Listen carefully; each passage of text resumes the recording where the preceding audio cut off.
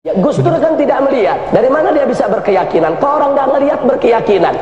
Gus Dur itu buta mata juga buta hati. Inul goyang ngebor tiap hari dibelain lagi sama Gus Dur. Saudara nggak usah kaget kalau Gus Dur kita maklumi. Maaf.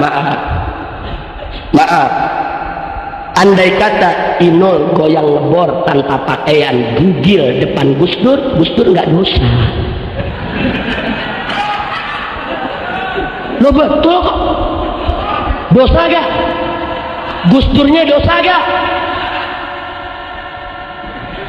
Tapi saya tanya, kalau Inul goyang ngebor bugil tanpa busana depan ente, dosa gak? Dosa gak? Kenapa dosa? Lu tahu. Nah, jadi hukumnya beda. Buat Gus Dur sama buat kita beda. Betul? Waktu minta bantuan Gus Dur pakai ngebelain lagi ya. Begitu pakai ngomong di TV, itu Habib Rizik umatnya mana? Ya. Dia pikir dia doang kali yang punya umat. Sekarang saya tanya, andai kata saya bawa umat 1 juta, 2 juta, 5 juta ke depan Gus Dur, emang dia tahu? Saya bawa tuh umat, bos, nih umat saya 5 juta. Mana? Betul? Nggak bisa, saudara. Saya bicara begini, kita tidak mau melawan Gus Dur, bukan. Bukan kurang ajar dengan Gus Dur menjelekkan dia, tidak. Tapi yang hak harus dikatakan hak, yang batil harus dikatakan batil. Demi Allah, andai kata Gus Dur di jalan Allah, istiqomah, lurus, saya sumpah, cium tangan Gus Dur, saya siap, saudara. Tapi kalau Gus Dur coba-coba bela maksiat, bela kemungkaran, demi Allah, jangankan 1 Gus Dur, 1000, 1 juta Gus Dur pun akan kita lawan untuk membela Allah.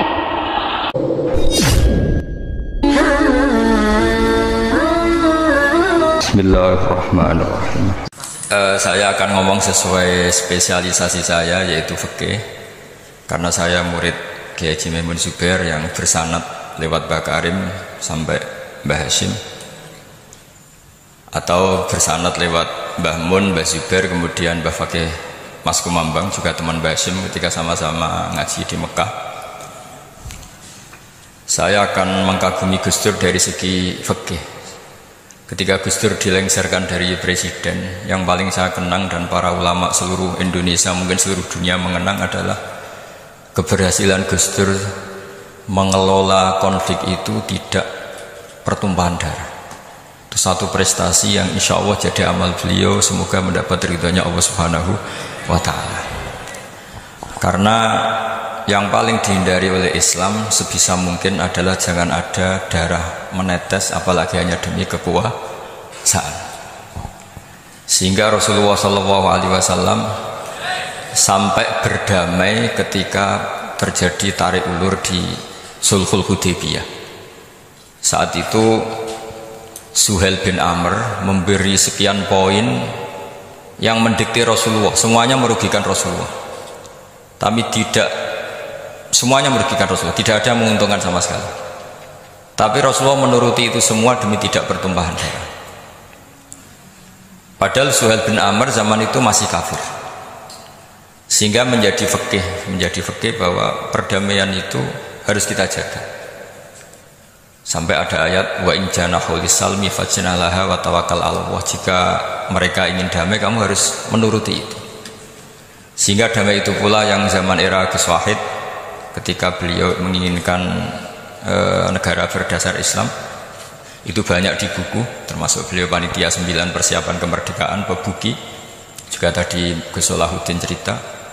Beliau akhirnya kompromi juga dengan negara yang berbentuk Pancasila. Kemudian itu disosialisasikan era Muktamar Situbondo, yaitu Kiai Haji Ahmad Siddiq, didukung oleh Gus Dur karena zaman itu beliau kalah sepuh sama Kiai Haji Ahmad Siddiq. Jadi itu fikih yang saya menjadikan pengagum Gus Dur, karena ibadah Darul Mafasid Muqaddamun ala Jalbil Masalah adalah ibadah yang luar biasa. Berikutnya saya mohon sama Kiai Haji Solahuddin Wahid berkenan saya cara berpikir begini untuk Gus Dur. Jadi saya ini dari keluarga Kiai, saya juga senasab dengan keluarga Mbah Hashim karena sama-sama turunan Mbah Sambul Lasem.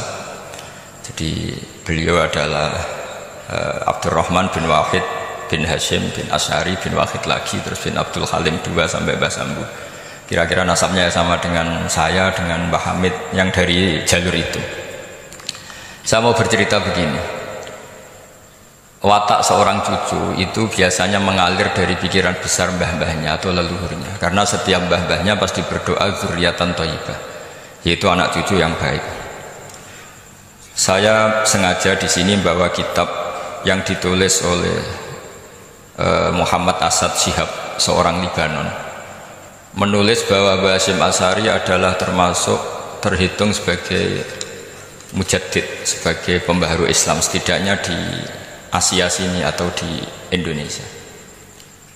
Di sini ada kitab ini diterjemah beberapa kali, sebagian oleh Kiai Haji Mustafa Bisri, sebagian oleh Kiai Sodik Semarang.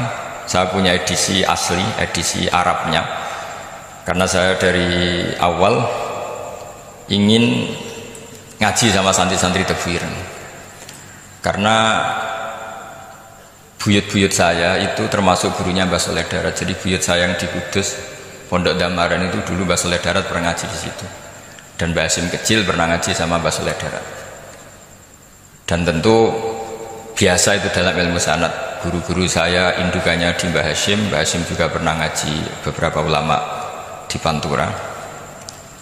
Dan saya pastikan di antara perilaku atau manhaj Mbah Hashim adalah, ini saya baca guru-guru beliau, kemudian ada perilaku yang persis ditiru Gus Dur. Jadi itu bukan sekedar bukan sekedar mitos atau kebetulan, beliau punya pilihan-pilihan yang dipilih sampai akhir hayatnya. Di sini ada cerita proses Mbah Hashim ngaji, kemudian pernah ada seorang Jerman mau belajar Islam sama Mbah Hashim, kemudian ditemui beliau dengan sangat hangat. Ketika sudah mengenal Islam secara detail, ya saya ulang lagi, ketika sudah mengenal Islam secara detail, beliau ngendikan, kamu jangan tergesa-gesa, kata beliau, kamu harus menerima Islam ini secara al-bayyinah, secara argumentatif, secara logika yang benar, jangan karena terpaksa. Itu pula yang akhirnya Mbah Hashim mendorong khurriyatul fikri, orang itu harus merdeka dalam berpikir. Itu pula yang mengilhami Rasulullah SAW ketika Sulhul Hudaybiyah. Orang kafir yang masuk Islam harus dikembalikan ke habitat kafir, karena itu habitat asli, karena rata-rata dulu suku Mekah zaman itu kafir semua. Tapi yang orang Islam masuk kafir harus dibiarkan karena dianggap kembali ke habitat. Tentu semua perjanjian itu merugikan Rasulullah SAW. Tapi yang unik, Rasulullah itu menerima itu semua. Kata Rasulullah, sudah perjanjian itu kita terima saja. Akhirnya perjanjian itu diterima. Kemudian tapi Nabi hanya minta satu hal, orang kafir Quraisy tidak boleh melarang orang diskusi Islam. Akhirnya mereka diskusi tentang Tuhan, tentang agama, tentang macam-macam. Sehingga mereka akhirnya membandingkan, namanya punya Tuhan batu sama Tuhan yang disebut Muhammad. Tentu mereka masih jangkar pakai nama Muhammad. Mereka diskusi. Kalau kita punya Tuhan berhala, efeknya begini-begini. Kalau Tuhan kita banyak, efeknya gini-gini. Diskusi. Yatafawaduna fil hadis. Mereka diskusi secara terbuka. Terus fama ahadun ya'qilu syai'an illa dakhala fihi. Kemudian seseorang yang berpikir secara benar, yang mengenali Islam, pasti akan masuk Islam. Sehingga karena mereka diskusi bebas tanpa tekanan, akhirnya mereka memilih Islam.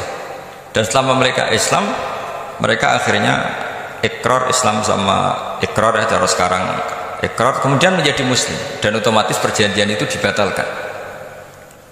Makanya kata Imam Zuhri, guru Imam Malik, maka nafathun a'zuma fil Islam min sulhul Hudaybiyah. Enggak ada kemenangan Islam sehebat kemenangan dalam Hudaybiyah, yaitu orang berbebas berpikir. Kemudian kebebasan berpikir ini pasti mengarah ke mengaku yang benar, menanggalkan yang salah. Tentu orang dulu mendewa-dewakan Lata Uzza, pokoknya menuhankan makhluk, menjadi sadar bahwa itu aneh.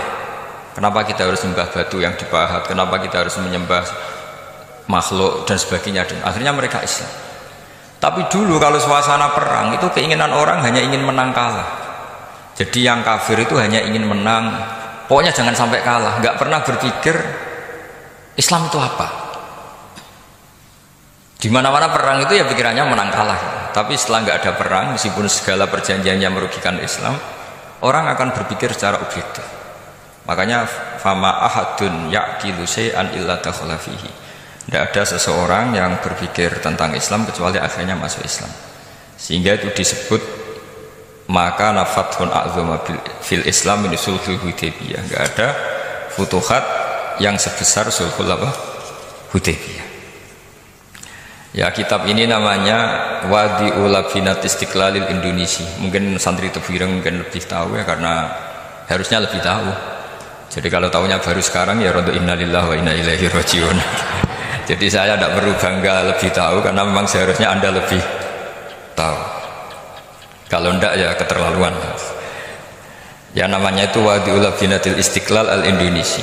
Ini saya baca, tapi ini demi Gus Dur, artinya bahwa pilihan-pilihan itu mulai ada zaman Mbah Hasyim Asy'ari.